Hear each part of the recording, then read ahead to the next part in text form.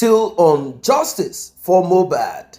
Shekpeteri, known as Queen Mother. Well, some people said a crown, even though the crown is made up of transformer, that kind of thing. They said her crown has even fallen on the ground, yakata, like how she also fell on the ground, yakata.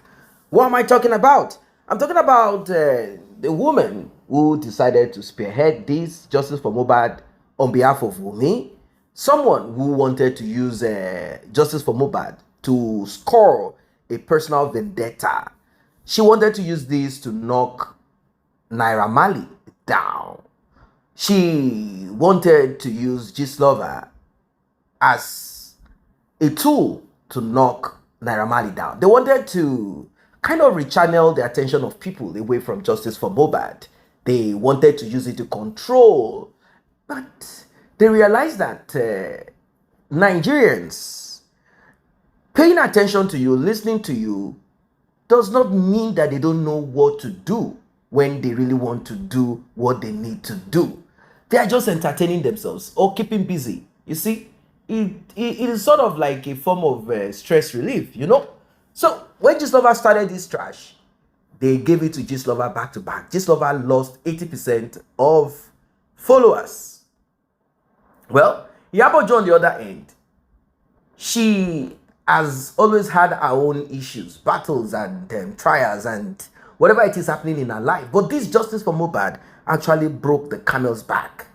It really finished Iyabo, and she resulted into some form of anger and some form of talk here and there. And whenever Iyabo is angry, she lose guard and say certain things, such as Mohbad passed away inside of his house. That is the truth, and that is exactly what we've been saying.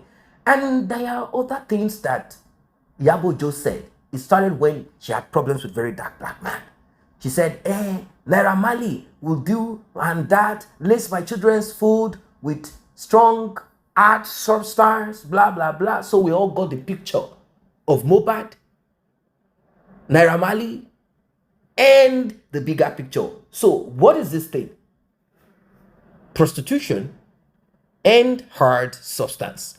That is the vice that has become business that you'll find in that circle. And Mohbad is inside of it.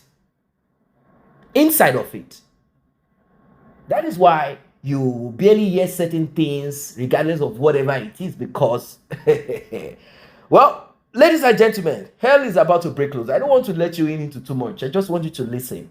I want you to pay attention to this one from the beginning till the end.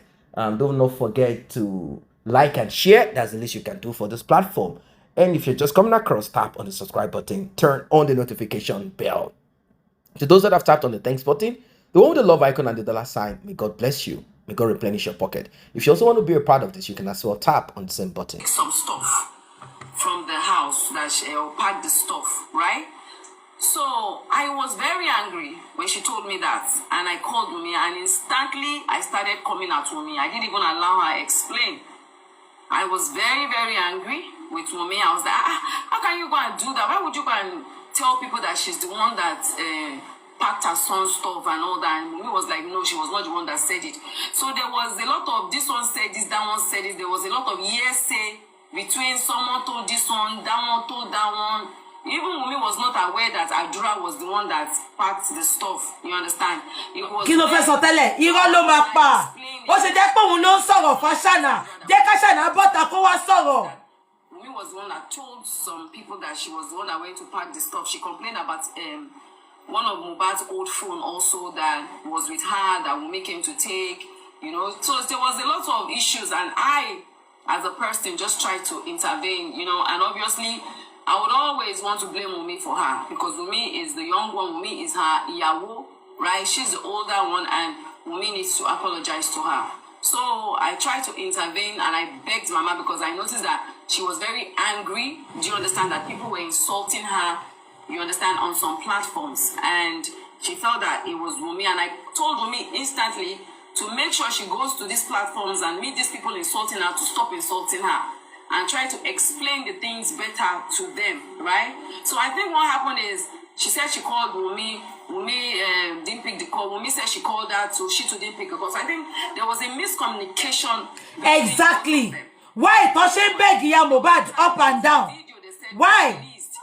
You know, She Mohbad ló bí àṣànà ni. Kẹ̀ṣẹ̀ ní kó máa bẹ́ kiri. And I think people started attacking Wunmi, you know, so there was a lot of misinformation and a lot of hearsay going on between them that day, you know, and I really tried my best to try and settle them, because me, I was in you know, working, and I was like, okay, when I get to Lagos, I'll try and see how, you understand, I can get to Mama Mohbad and Wunmi and try to see how they can resolve all these things, you know, amicably. So that was just the plain, simple issue that happened between them, which I tried to, you know, intervene. Ẹ̀pà ò tiẹ̀ bówó mọ́, ìyá Mohbad ti lọ́mọ yín lọ́wọ́, kò padà wá bá yín lọ ẹ kó ṣì dànù. To spill some secrets is what I don't get. And I'm saying it right here and there. If Mama or any one of them have solid informations, I see no reason why I would keep any information about my own son, irrespective of nobody. If there are informations and things that she has that she wants to spill, she should spill. They should use it to help the case. Ìwọ kọ́ ló bá sọ yẹn fún wa. Àti ní nǹkan tá fẹ́ lò lọ́wọ́. If there's any information, I would never beg Mama not to spill. In fact, You will never beg Mama. So why did you go to Mama's house? Why did you go to Mama's house to beg her? She spills. Why would she want to keep any information that will help the case of her son? Why would I call to beg? You begged her. You went to her house, and there's evidence.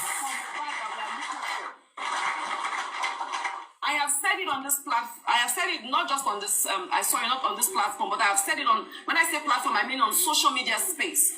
That if tomorrow comes, I don't do social media judgment. I love to do the right thing. Go to the right authorities, pursue the case.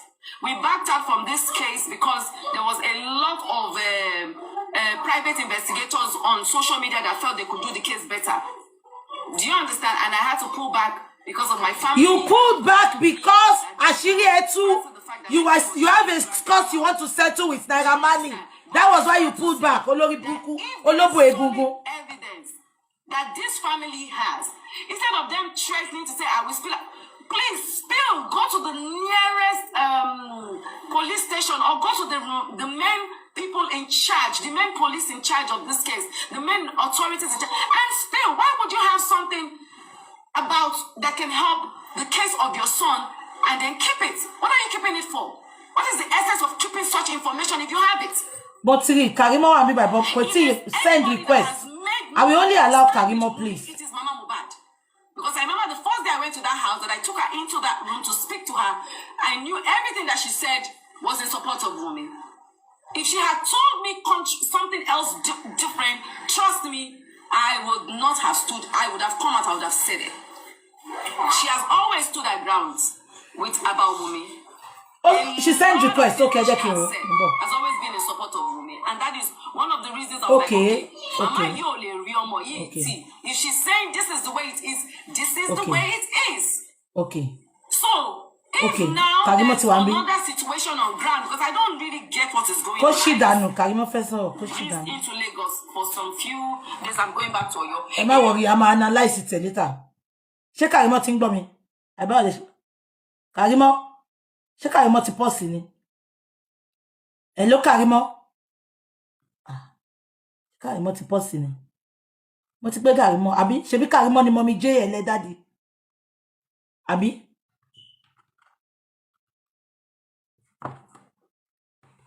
Kò sọ̀rọ̀ èyí tẹ́ ń ṣe TikTok. Mo rí kíni Karimo sì mo ti accept àbí? Mo ti accept ẹ. So kí ni ma ṣe ń sìn? She's talking. Ṣé ń gbọ́? Karimo? Yeah, sorry my sister. Ẹ pẹ̀lẹ́ ṣé wà okay. KK. Who is your friend? Karimo is my friend. I'm only doing this because of Mama Mohbad. Mi fẹ́ kí ìyá yẹn jẹ ìyá yẹn gbé. Iyabo should be ashamed of herself. You should be ashamed of yourself. Ìyá yẹn jáde láàárọ̀, ó fi ẹ̀wọ̀n nú ẹ̀wọ̀n. Wọ́n wá lọ gbé wọ́ wá. Ó ń dìbọ́ǹkì ìyá ọkọ síyàwó. Ó sọ pé màmá ò sọ nǹkan tí ò dá nípa mọ́ mi fún ẹ. Ókè tó wá sọ láàárọ̀ yìí ńkọ́.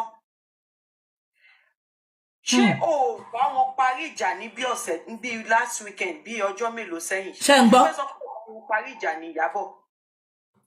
Gbogbo ìrìn àjò Ìyábọ̀ lórí ọ̀rọ̀ yìí wàá jẹ́ ń bẹ àwọn ọmọ ẹ̀ á jẹ. Àbí Jésù. Ìwọ náà bímọ obìnrin. Ṣé bó bímọ obìnrin wọ́n wá lọ gbé wa ó lulẹ̀ nation wọ́n rí pé àwọn ti lulẹ̀. Wọ́n wá kí ló dé tó jẹ́wọ́ ló bọ́ta? Ṣé Wunmi ò ní ìyá ni? Kò ní fámìlì ni? Tí Wunmi bá ṣe dáadáa kí ló dé tí ò bọ́ta tàbí kó lọ bẹ̀ ìyá ọkọ ẹ̀? Exactly. Ìyá ọkọ ké lórí fóònù gbogbo àgbáyé rí ẹ ṣe máa fi ẹ̀sìn wọ̀n nìyẹn. Bẹ́ẹ̀ni. Ìkànnì Iyabo Ojo, I'm saying this to you. Bọ́njọ́ kìíní àná, ó rí ibi tó ti jẹ́ olórí burúkú abiyamọ. You can sue me. Mo ní nǹkan tí máa lò against ẹ. Ibi tó ti jẹ́ olórí burúkú abiyamọ, agbẹ́jọ́ ẹnìkan dàgbà òṣìkà. Wunmi ń jẹ chicken, wọ́n ń ṣépè fún mi, wọ́n ń ṣoríṣi fún mi, ìwọ àti Wunmi ń rẹ́rìn. Ṣé wọ́n tó lè hùwà bẹ́ẹ̀ yẹn lórí fídíò? Ó tọ́wọ́ ló wà lẹ́nu ẹ tó fẹ́ wá sọ fún wa ní ìsìn. God bless you. You should be ashamed of yourself. Cover your face. You are so shameless. Because I remember I followed you and I unfollow you that very day. I used to praise you. Ṣebí wọ́n mọ bó ṣe ń tọ́jú àwọn ọmọ ẹ̀. Ṣé wọ́n fọ́ àwọn ọmọ ẹ̀ tàfàlà ni? Nígbà tí wàtá ọkọ ẹ̀ tẹ separate. Ṣé o káwọn ọmọ méjì tó bí òkò wọn mọ́ra? Ṣé history Wunmi ní làwọn ọmọ tiẹ̀ ní? Gbẹ̀kú máa yán gan. Ẹja ṣáwá. Olórí bí ẹja fólo. Wọ́n fẹ́ jáde. Ó fẹ́ máa counter nǹkan tí ìyá Mohbad sọ. You can imagine. Àyà kú ẹ̀. O wo tàbí amọ́. O gbọ́ ẹkún yẹn. Kára bí amọ́ ta ẹ́. Ìwọ wá ń sọ pé ìjọ tó wá sílé for the first time mo wà ń bẹ̀. Ìwọ àti Tóyìn lẹ́jọ́ wá sílé. I was there. Mo kàn kíyìn ni because mi fẹ́ cheap popularity. Mo dúró mo ń wò yín lọ́pọ̀ ẹ kí mi èmi náà kí mi. Mi ò gbá tẹ̀lé yín because paramọ́lẹ̀ mi ó kọ̀wọ̀ sí. Bẹ́ẹ̀ ni o. Àwọn paramọ́lẹ̀ nìyẹn. Kò ṣe paramọ́lẹ̀ ẹlẹ́dẹ̀ Ọlábánjí olè. Àwọn ilé ń give ni. Giver ni Karimo. Tí ò bá ń ṣe pé bọ́rọ̀ ṣe rí ni. This is the real me. Iyabo, àyà kú ẹ̀. Àyà máa kú ẹ o. Ìyá ọmọ ké jáde. Ní ṣe Iyabo fi àwọn ọmọ ẹ búra sí pé ò bẹ̀ yá yìí lẹ́nu ọjọ́ mẹ́ta lórí ọ̀rọ̀ Wunmi. Àwọn ọmọ ẹ ti ń bẹ̀ yá yẹn ní ẹ yá yẹn sọ gbólóhùn kan white ẹ má pè mí mọ́ lórí ọ̀rọ̀ yìí. Ẹ ti rí pé ó ti sú ìyá yẹn wọ́n ti bẹ̀ yá yẹn títí ó ti sú. Bẹ́ẹ̀ni. Ìyá yẹn wá fi ẹ̀wọ̀n nú ẹ̀wọ̀n. Ìwọ wá gbéra. Ìwọ fẹ́ máa counter nǹkan tó sọ pẹ̀lú omi ojú lójú. Counter ẹ. Ṣùgbọ́n omi ojú ìyá yẹn máa ṣèdájọ́ fún gbogbo yín. Àmín Jésù. Ẹ wá ń sáré kiri. Ara yín ò balẹ̀ mọ́. Àbí bẹ́ẹ̀ kọ́. Tọ́ba yóò bá rí yín ṣe bí tọ̀run máa rí. Bẹ́ẹ̀ni. Ẹ̀yin ọba yìí jẹ́ gbogbo. Ojú gbà mí tì fún Iyabo Ojo. Ojú gbà mí. Ìjọ tó ti ṣe fídíò tó ń rẹ́rìn lọ́dọ̀ Wunmi yẹn. Ìjọ yẹn mo ti unfollow ẹ̀ tí mo ti unfollow àwọn ọmọ ẹ̀. Lóòótọ́ kárìn kápọ̀ yíyẹ ní kì í ṣe bí tó lò ṣe èèyàn bí tiẹ̀. I put it to you. Ìwọ ló kọ́kọ́ fira ẹ wọ́lẹ̀ lọ́dọ̀ mi. Tó bá máa sue mi kó sue mi o. Mo ń retí court kíní ẹ̀. Toró ò mọ̀ ju sue lọ. Tó bá máa sue mi kó sue mi. I have everything that I can use against you. I'm expecting it. Ìyá tó bímọ, ìyá ọkọ jáde. Ó ké gbàǹjarè sáyé débi pé ìyá sọ pé ó bí àwọn káwọn padà lọ sọ́dọ̀ bàbá. Bẹ́ẹ̀ni. Ìwọ wá bọ́ta ọ̀rọ̀ wà lẹ́nu adáwọn tiẹ̀ tí wọ́n fẹ́ sọ Ìyábọ̀. Ṣọ́rọ̀ wà lẹ́nu adáwọn ẹ̀ tó fẹ́ sọ àgbàyà. Ó kúkú sọ nǹkan tó ṣẹlẹ̀. Kí ni motive ẹ lórí ọ̀rọ̀ yìí? Ẹ mọ̀ kẹ́yìn ṣó yín lọ gbẹ̀yìn. Èmi ní ìbéèrè tèmi fẹ́ bí ẹ ṣé ti sanwó ṣó tó ń lọ gbẹ̀yìn abẹ́ ẹ̀ ti san tán. Orí mi ò mọ reason tẹ́ fi ń sá sọ́tún tẹ́ fi ń sá sósì. Mi ò mọ reason tọ́rọ̀ yìí fi mọmú láyà tẹ́ fi ń crying more than the belief. Òun nìyẹn. Leave Mama Mohbad alone. Alone, yeah. Ẹ̀yin lè dúró fún Wunmi o. I will stand by Mama Mohbad. I stand with you. Leave her alone and stop calling her. Shotigbo, leave that woman alone. And I'm going to say this right now. 1.5 people don't go. If you see Mama Mohbad tomorrow, if Mama Mohbad come out tomorrow and do any disclaimer, mo fẹ́ kẹ́ mọ̀ pé Iyabo ni. Ó lè lọ sí nǹkan tó mú kó tó ń ṣe nǹkan yìí, ó máa lọ bá ìyá yẹn. Ìyá ò ní gbà, màmá yẹn ò ní gbà. Ó jẹ́ jẹ́rìí màmá. Sísì mi màmá ò ní gbà. Àwa ti wà ní ìkúnlẹ̀ àdúrà. Àdúrà mi ni kí màmá àti bàbá àti gbogbo yín kẹjọ ṣiṣẹ́ pọ̀ sí. Mo mọ̀ pé màmá ò ní gbà, kò tẹ́ bá rí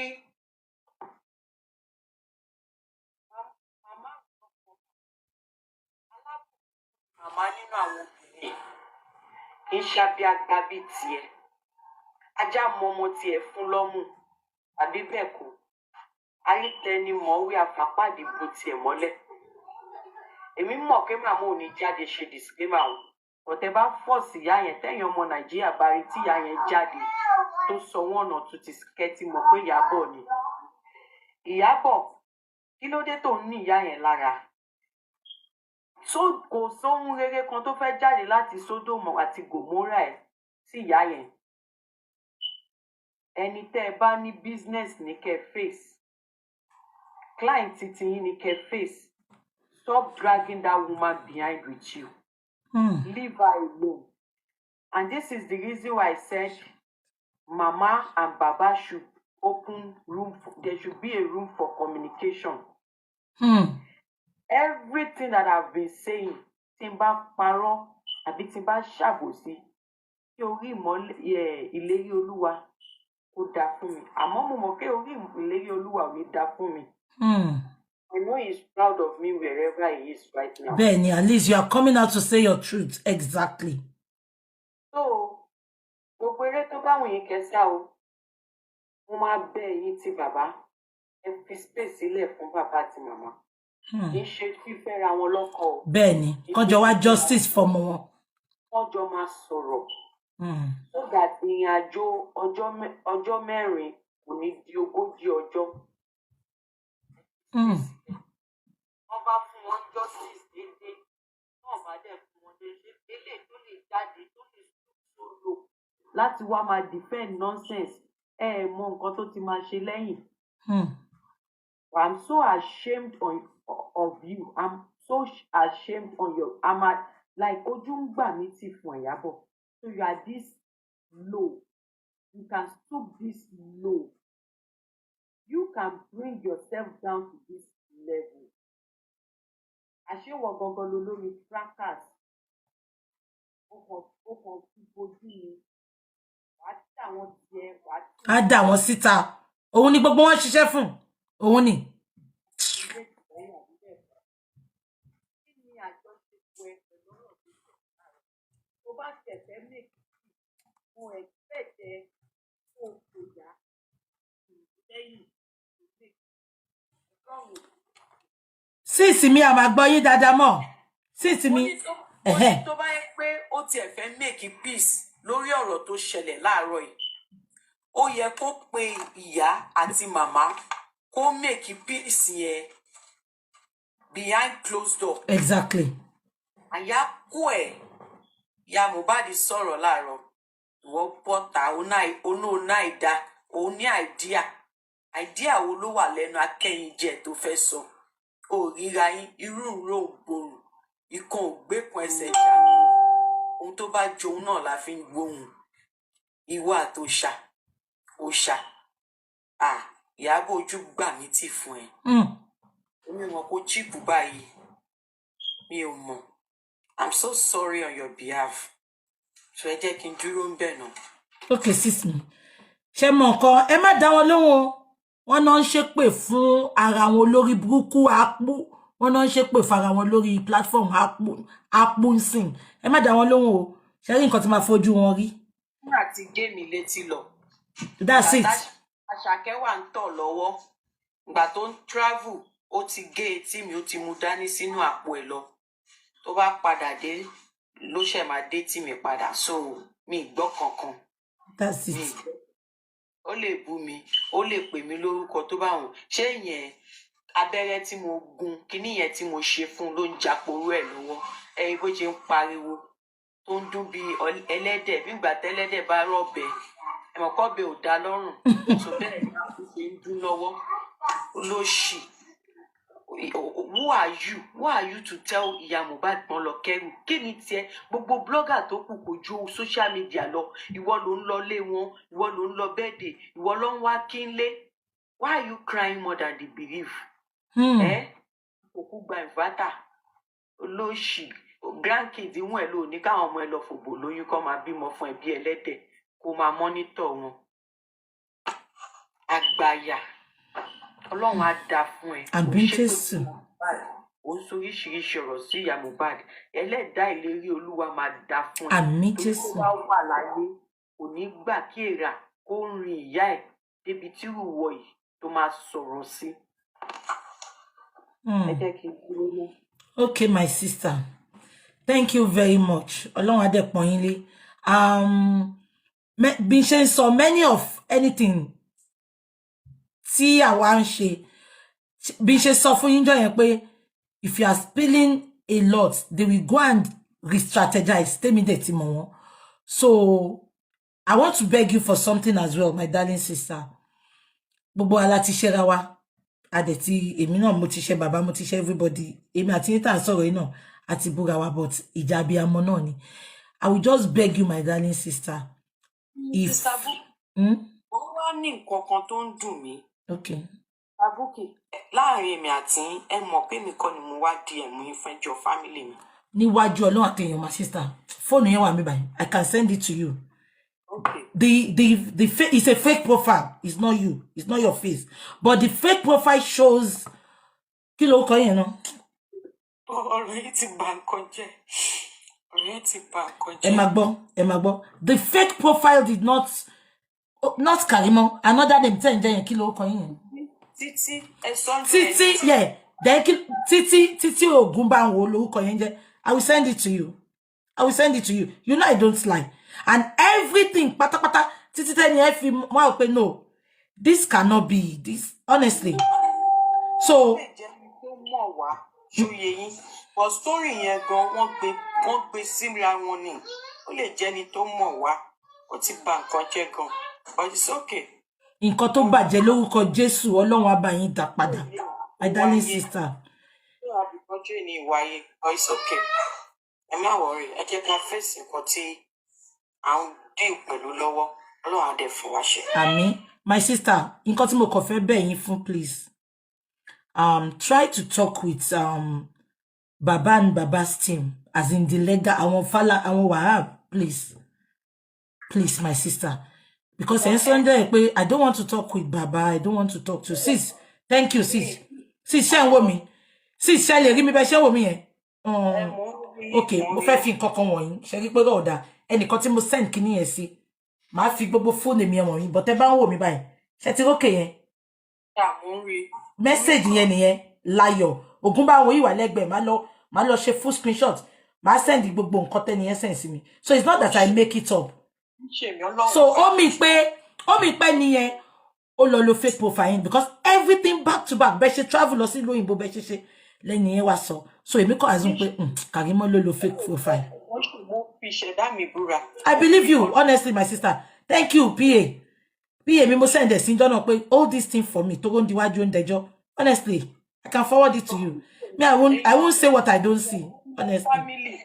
tó èèyàn tó mọ family ló máa jẹ́, but wọ́n wá gbé síra ẹni yẹn gan mọ story yẹn tán, but wọ́n gbé gbogbo ẹ̀ síra wọn, but nínú òótọ́ nínú irọ́ òótọ́ wà nù ẹ̀ ṣóye yín. But mo dẹ̀ ṣe so much fáwọn family mi bí bàbá mi pé kò ń ṣe mí, but wọn ò gbà mí gbọ́. tó bá ń gbọ́ mi ń sìn ẹ̀yin kọ́ o, tó bá ń wò mí mo ti fi wọ́n sìn. It's not that Karimo's face is there ẹ wo o, ṣé gbogbo yín rí láyọ̀ surname yẹn ti ẹ̀wọ̀n. I will go and bring it out. Màá lọ wo chat èmi àtẹni yẹn láyọ̀ ẹni yẹn gan ló wá eventually block mi. Ṣé pé mo padà wá sọ fún gbogbo yín náà mo ní Karimo ti block me because it was your last name Titilayo Layo Ogunbanwo lẹ́ni yẹn lò. So I thought maybe she just wants me to talk. Let me put it out. I'm really sorry, my sister, if for anything I have caused you. And Ọlọ́run tó gbogbo kó lọ yín lọ́lọ́run má bá mi dá padà lórúkọ Jésù. So I don't really have anything to say that. I want to beg you, please, work with Baba. Baba is a good man. And you know them. Nǹkan tó kàn dé ló kàn dé. Please work with Baba. No, I have my reasons. Ẹ má ti jẹ́ kí n bá bàbá sọ̀rọ̀. Ẹ má jẹ́ kí n go there. Ṣé mo ké? Tẹ́ bá wo gbogbo nǹkan tí mò ń sọ stylishly, ó ṣẹlẹ̀ àbí kò ṣẹlẹ̀? Ó ṣẹlẹ̀. Ẹ jọ̀ọ́ ẹ má bínú. I have my reasons and I don't want to say them out. Àní ẹ jẹ́ kí okay. Ẹ mọ̀ ké ìyá màmá wà mí kan kò yẹ kí n máa ṣe lé náà. Màmá wà pẹ̀lú àdúrà àti Darusha bí. Bẹ́ẹ̀ni. Ẹ dẹ̀ fi màmá jà. Ẹ dẹ̀ fi communication sáàárín màmá àti bàbá. Ẹ dẹ̀ need àwọn people yìí. Ṣé nǹkan tí mo sọ yẹn? Bẹ́ẹ̀ni. But tí agreement bá tọ́wọ́n méjèèjì bá ní nice communication tọ́wọ́n bá ara wọn jà. Ẹ dẹ̀ need àwọn tẹ́ dẹ̀ need dẹ̀ wà ní side ọ̀dọ̀ ẹni tẹ́ ń bá jà. Ṣé nǹkan tí mo sọ ti yé yín? Ṣé pé ó ti yé mi? Àdúrà àti Darusha wọ́n máa nídìí wọn eventually. Ẹgbẹ́ tèmi ṣì wà lẹ́gbẹ̀ẹ́ kan báyìí. Ṣòye yín, wọ́n máa mú tèmi mọ́. Mo mọ nǹkan tí mò ń ṣe. Ó ti yé mi. Ó ti yé mi. Okay. Ọlọ́run mo ti sọ darí bí ẹ̀wò mi gbà yẹn pé wish gbogbo wa náà ni pé ká parí justice kí ìyá Mohbad àti bàbá Mohbad kò sẹ́ni tó ní kán wá fẹ́ra kán wà ní inú ìrẹ́pọ̀. Inú Mohbad gan máa dùn bí tó wà. Kò sí mi gbàdúrà kí you know exactly ìsìn tí màmá ti kúrò ń group wọn èmi mọ̀ pé ó máa Ọlọ́run á ṣe gbogbo ẹ̀ láṣẹ pé ìsìn tí ìyá Mohbad ti kúrò ń group yẹn tèmi dẹ̀ mọ̀ ẹ mú mi sọ̀rọ̀ eléyìí tó bá ṣẹlẹ̀ tí ìyá Mohbad bá padà lọ bá wọn ẹ unfollow mi gbogbo yín èmi mọ̀ ẹyọkan yẹn èmi ò bá ìyá Mohbad sọ̀rọ̀ o ṣùgbọ́n instinct tèmi ò ń tàn mí jẹ èmi mọ̀ pé ìyá Mohbad is not going back there for ìyá Mohbad to come out and speak out kí ìyá bọ̀ lọ gbé gbogbo àwọn actress ẹgbẹ́ kan bẹ ìyá Mohbad is not going back there because ìgbà tí Àṣànà ń fìyà jẹ ìyá ẹ̀ Ìyábọ̀ rí gbogbo ẹ̀ kò ṣe nǹkan kan ó wá rí pé ìyá ẹ̀ bọ́ta tán ó wá fẹ́ máa wá ìtàṣànà ò ṣe bọ́ta kó challenge ìyá Mohbad pé màmá kò rí bẹ́ẹ̀ bàbá ó ṣe jẹ́ pé wọ́n lọ gbé kí ni motive ẹ nínú gbogbo ikú Mohbad tí ò bá ṣe pé nǹkan míì wà bẹ́ẹ̀ ẹ má worry wọn lè threaten ẹ sísì mi ẹjọ ṣé ìyá Mohbad mo mọ̀ pé ẹ máa bá wọn sọ ṣó wà okay ṣé kò sí nǹkan kan tó lè ṣe fún ìyá yẹn ẹjọ ẹ jẹ́ ká mọ̀ as in security wise. Right now like she's not okay. She's not okay.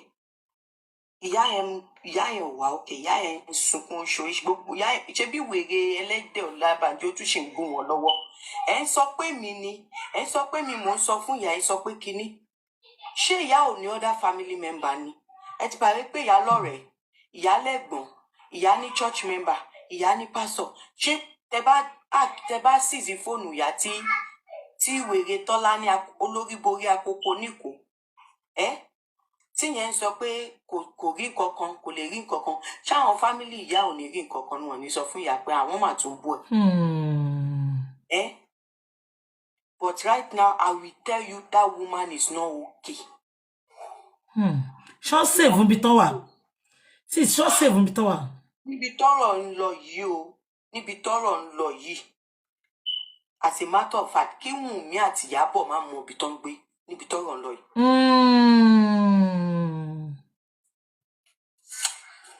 Níbi tí ọ̀rọ̀ ń lọ yìí, wọ́n máa mọ ibi tó ń gbé. Okay.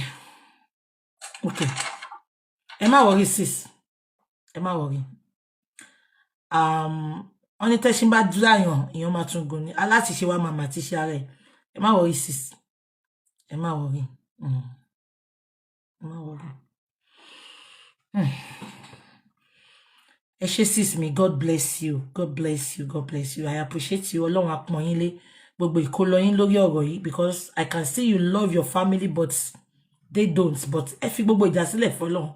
Kẹ́ wá bọ́lọ̀ ṣe máa ṣèdájọ́ gbogbo wọn. Thank you for everything and for all you have done on this case. At least they realize mistaking and immediately you retrace yourself, your step. Jehovah will cover you. Jehovah will protect you and your family. Mo gbọ́ tẹ́ sọ pé kán gbàdúrà fún yín. Mo Sunday mo ní ẹni tí nǹkan kan ò lè ṣe. Tọ́n bá ṣe ń gbé báyìí, a máa padà lọ bá wọn àti gbogbo nǹkan tó tara wọn jáde ni. Àfi t'Ọlọ́run ò bá sí lókè, my sister. Just thank you for supporting Mama Mohbad. And thank you for insisting that this woman, she's a victim as well. Thank you so much. God bless you. Sis me. Use and dump. Ṣé bọ́n ṣe fẹ́ yín náà mo yìí sọ lọ́sàn. Ṣé bọ́n ṣe fẹ́ yín náà. Ó lò yìí tán wọ́n já yín lẹ̀. Wọ́n tún lò ya Mohbad. Ó yìí máa lo gbogbo àwọn speaker yẹn. Ó máa já ẹ lọ kọ date ní sílẹ̀ ojú wa ló máa ṣe.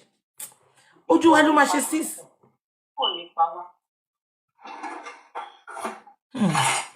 Ẹ ṣé sis me. God bless you.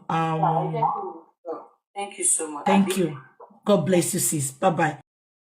Now, the conclusion of the matter is this: to get Mohbad's mother out of the claws of Wunmi, because at the initial of this whole justice for Mohbad, if Mohbad's mother and father had been together seeking justice for their son, it would have been a different story entirely. But because they divided their house at that point, it became complex, it became complicated. Wunmi and her mother, they had the opportunity to penetrate, to kind of ridicule Mohbad's father. They said a lot of things about him. They peddled lies about him, and they did it in a subtle way. Why? Because the likes of Iyabo Joe, they are behind, and they have their so-called speakers. All of them are broken apart now because they were not expecting this at this time. They thought that their boat of wickedness will continue to sail, but now that's broken down. Can you imagine Karimo talking? She's the one talking. She's the one saying all that she's saying. This is a battle to finish. This is a battle to finish, as you can all see. This is a battle to finish. At the end of the day, it is simple. Wunmi needed Mohbad's mother, Adura and Darosha, on her side. She needed them.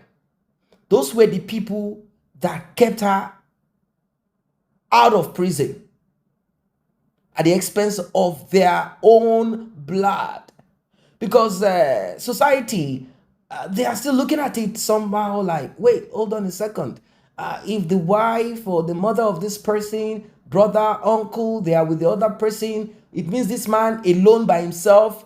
People always want to believe that if you have a crowd, it means you are the one saying the truth. And it's not always that way.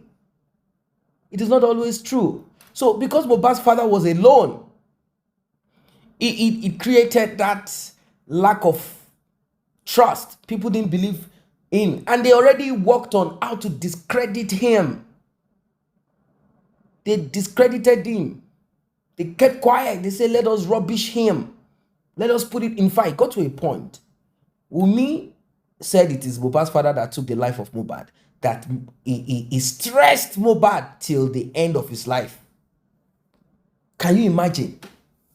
Now, with all of those dirt thrown at this man, he still kept his cool. He will not come on social media and speak badly about Mohbad's mother. Neither did he do so about Mohbad's brother, Adura, or Darosha. Neither did he in any way speak bad about Wunmi, the prime suspect. In fact, it is clear from what Karimo said that Wunmi is behind it all. Wunmi, you are the one. You are the one. Can I let you guys into a little story? So let us imagine that Mohbad got into Malian music.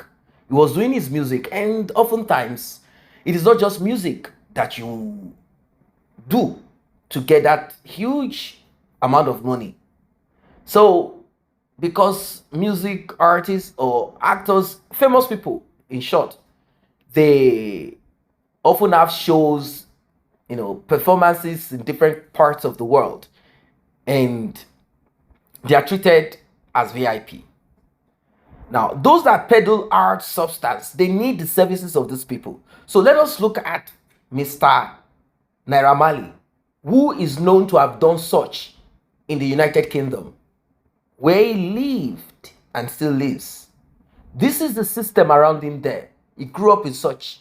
He came back, he's doing his music, and possibly doing his peddling by the side. According to Iyabo, oh, my children, I send them there. I'm wondering how Iyabo will send a daughter to Naira Marley or the Malian record. Does she sing? No. We heard that the girl is somewhere in Tanzania or is it Uganda with one low-key music artist there because her story has cast in Nigeria. No one wants to touch her. They are weary that this one she's the daughter of Jezebel, Queen Mother. So now, what Iyabo is kind of establishing is that Mr. Naira Marley is into these things. So if Mohbad is part of that crew, and somehow, let us say, okay, he had to do one or two things. He had to do one or two things back then. And maybe he got tired of it, like, no, I don't want to help you guys do these nonsense things anymore. I just want out. Imagine, we did it for this person. This person did not pay us. We did it for that person. That person did not give us what we are supposed to get. Okay, what about this? What about that? In all of this, Wunmi behind the scene, doing our own thing. So many issues, pressure all over. So now, Mohbad is not alive. Wunmi is careful. She knows that that child is not for Mohbad. What happened? What created this? What brought about her getting pregnant for another guy or another man or one king or whoever and bringing the pregnancy to Mohbad? So complex. So, does Queen Mother know more than what she is trying to act like she knows? Having sent her daughter and also being a mentor to Wunmi, does she know more or not? All right. So, now that Mohbad's mother and Wunmi, they are loggerheads and they need Adura, and Adura knows some things too. Darusha also knows some things too. That, okay, if we are to say everything, there are certain things about Mohbad that, okay, maybe when these things come to light, it will not be good for his image.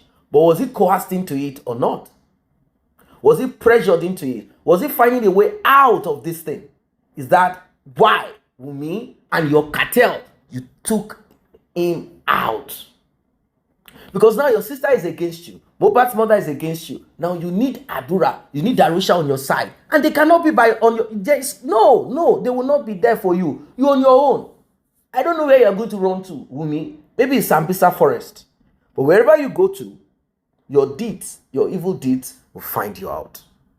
If you observe the way I'm putting my things, the way I'm saying these things, is because of the next that is about to happen.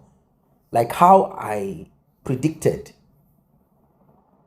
It's like a prophecy that Karimo is still going to come back to apologize and say she's going to be saying a lot of things and she's going to expose things, and it happened.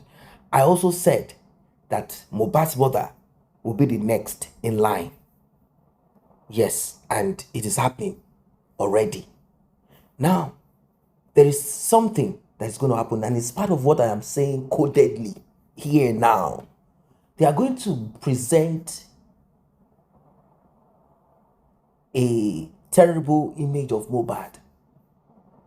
That's what is going to happen next. Recall that the supporters of Wunmi, they said to hell with Mohbad's demise. If Mohbad like, he wake up and RIP again. I'm sure you guys heard it. So what is going to happen next? They are going to do the same that they did to Mohbad's father, to Mohbad now. So the stories you begin to hear about Mohbad is how Mohbad was this, how Mohbad was that, how Mohbad took money from these people, he didn't give them their money, how Mohbad tried to run with this money, how Mohbad used to help them to do one thing or the other, how Mohbad did that, how Mohbad did this. You will hear. They will now bring this sort of, now because this is going to be a sensitive thing, because if they talk too much, it will connect to certain people. In fact, it will connect to one particular direction that people were focused upon one certain time. It will go back there. So they have to be careful. Should we allow this to slide? If we allow it to slide, Wunmi will still end up in prison. If we try to create stories, manipulate it, and try to, okay, let's say certain things about Mohbad. Let us say terrible things about Mohbad. It will point to a certain direction. So these things are complex. Just think about it. Why? Apart from the government oftentimes caring less about citizens, why is it that they took time to repackage the autopsy report? Doctor did package it, did it in a way. That's because there are people with vested interest. I told you that this thing is divided into two. It's divided into two. But I won't go further on it. I will allow it to build so that you, at the end of the day, you will get to understand. But for those who have inner ears, you understand where this is heading to. They never envisaged it. They never thought about it. They knew that Karimo is a weak link. And Karimo needs to be shielded from reality and truth of certain things that is happening. So Wunmi and her mother did that part of it. So Karimo saying I have some info. Yes, she did. She does have certain information. She does. She has it. She has certain things because they thought she's dumb. At the end of the day, they've come to realize that she's not stupid. She has certain info. So now everything is beginning to make sense. Everything is beginning to make sense. Yeah.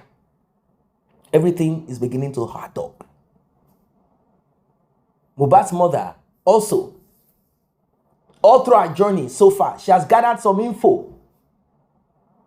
That's why Shekpeteri quickly ran down to beg Mohbad's mother, like, please, pardon Wunmi. Whatever Wunmi said, forgive Wunmi. Don't turn against Wunmi at this time. If you turn against Wunmi, that is the end of the road because you have information. You are the one shielding her. Don't cover any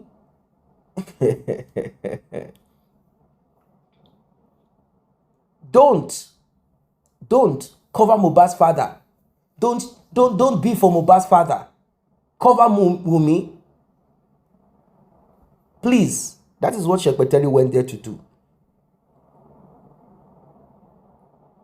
Can you imagine? Why is she begging Mohbad's mother? Must Wunmi and Mohbad's mother be friends? Because Mohbad's mother is in charge of Darusha and Adora. Those two are more important than Mohbad's mother. They have information deep. So it is either Wunmi will say, okay, let's go reckless. And what about Mohbad? Mohbad did this. Mohbad used to do this. This is what happened. This is how it happened. It's not me. But everything, Wunmi will go to prison. Wunmi will go to prison. They thought it's about sharing money. No, you cannot share money. You cannot share this money. No, not at all. I don't know what your thoughts are as regards this.